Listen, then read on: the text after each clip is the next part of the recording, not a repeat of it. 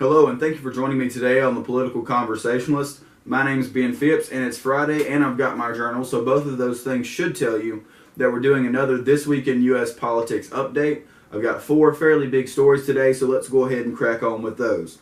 The first one I want to talk about is a coordinated press attack. At least that's what the U.S. president is calling it. Over 300 newspapers, I believe today, actually Thursday, I do film these a day ahead, I'm not doing this live. But on Thursday, have all printed an editorial saying basically that Trump's the enemy of democracy, journalists are not your enemy, and really honestly just being vengeful about how many times he's called them fake news. And they're entitled to that. They're businesses, they're entitled to free speech. Editorials are opinion articles. They can say whatever they want to in an editorial. So they're completely entitled to that. It started with the Boston Globe. And the Wall Street Journal declined to participate. I do appreciate that. They said that Donald Trump, just like every other American, has the right to free speech. Even if he's wrong, or even if we believe he's wrong, he has the right to free speech, and we can't lash back out at him for that. So I respect what they said. On the subject of whether or not many of these news media outlets are fake news or not, I will say this. Medias are businesses. The media companies, they are owned by people. People are inherently biased one way or the other. And although they do not normally explicitly lie, you can present certain truths and leave out others to paint a better picture for your beliefs. And I believe that's what the media does quite a lot. If you look, for instance, I talked a couple weeks ago about the story about Trump administration lowering emission standards, but when you read in depth, it really wasn't lowering emission standards at all. It was lowering a goal that was set in the 80s. Same thing with the Korean remains being flown back in, from Korea, the U.S. soldier remains.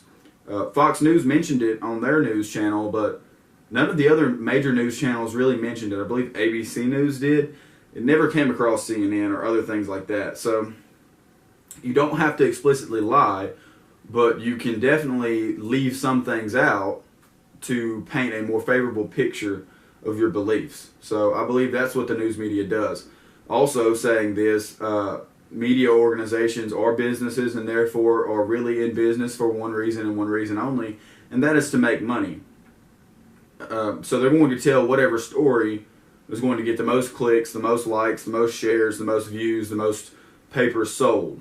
Even if it's a little bit sensationalized, that's really their job. So I encourage you not to be angry at the journalist or the media, not to scream fake news every time you see something, but to just read the fine print and take everything with a grain of salt, especially from CNN and Fox News, because they're on opposite ends of the spectrum, but I believe they're almost equally biased. Here's another story about Donald Trump. Donald Trump revokes John Brennan's security clearance. John Brennan was a former director of the CIA, and this comes after Brennan wrote an article saying that Trump's campaign was in collusion with Russia. He wrote an article, I believe in the Wall Street Journal, I'm not 100% sure on that, saying that he believed that Trump's campaign, did get help from Moscow, and that's why he won the election. John Brennan also stepped down when President Trump got elected. So he obviously didn't like him to begin with. And now his security clearance has been revoked, which means he will no longer be able to gain access to confidential or classified materials. Now, obviously, this is very retaliatory in nature. He basically threw some mud at Donald Trump, and Donald Trump said, okay, I'm not going to allow you to do this. It was a tit-for-tat retaliatory action. And President Trump also released a list of people he's considering of stripping their security clearance as well. And this is what I have to say about that. John Brennan, as well as everyone on that list, is a former government employee. Now, I'm working now at the 4th place I've worked. If I walked into Walmart in Cherryville and asked them if I could go in the back and look around and talk to the managers, they would tell me no, because I no longer work there. I've lost that security clearance.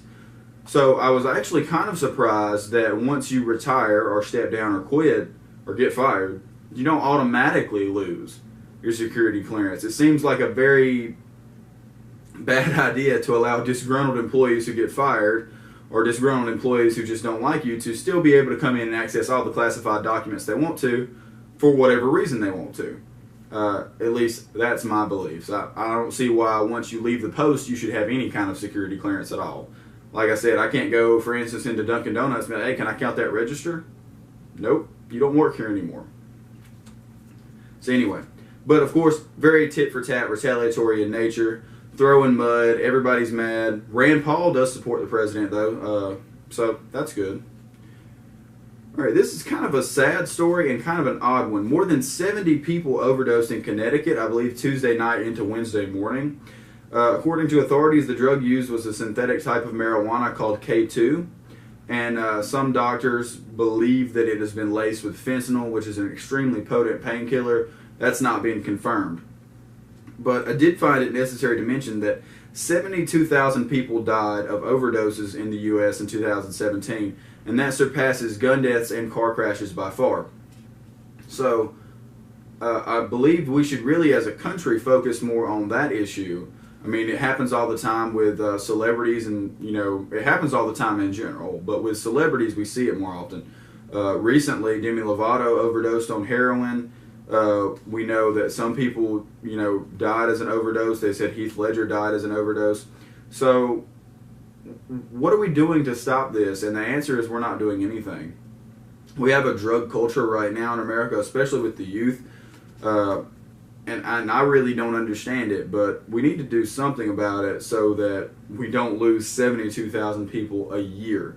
Not to mention the countless people who are still alive, but lives have been ruined because of, the drugs they've done. Either their bodies have been ruined, or now that they have a criminal record, their lives are ruined, or whatever. It's an issue that doesn't get as much attention as I think it should, especially opiates like morphine and Oxycontin and things like that. Prescription painkillers are really one of the most widely abused drugs now, and they're also one of the most dangerous. So I really wish that our lawmakers would take a more in-depth look at drug abuse and come up with a plan, at least an attempt of a plan, to curb all these deaths. And lastly, Aretha Franklin has passed away. She was 76 years old, and she had pancreatic cancer. Now, if you don't know who Aretha Franklin is, I bet you know, because if you're from my generation, you probably don't remember most of her career. But everybody remembers the song Respect, where she spells out R-E-S-P-E-C-T. Find out what it means to me. That song has been is still extremely popular in TV and movies and all kinds of things. But she had a long and storied career. She really pushed, she was a great advocate for many, many great causes. She had an extremely powerful voice, and I can say this, I never heard a scandal about Aretha Franklin, so obviously she kept her nose pretty clean. Anyway, those are the 4 stories I have for you today. If there are any questions, be sure to leave them down in the comments below. I'll try to respond as soon as I possibly can. If you have a more in-depth question, or you want to submit a question to a future Q&A video I have planned, make sure to go through to the link to my Facebook page and email me from there. Thanks for watching.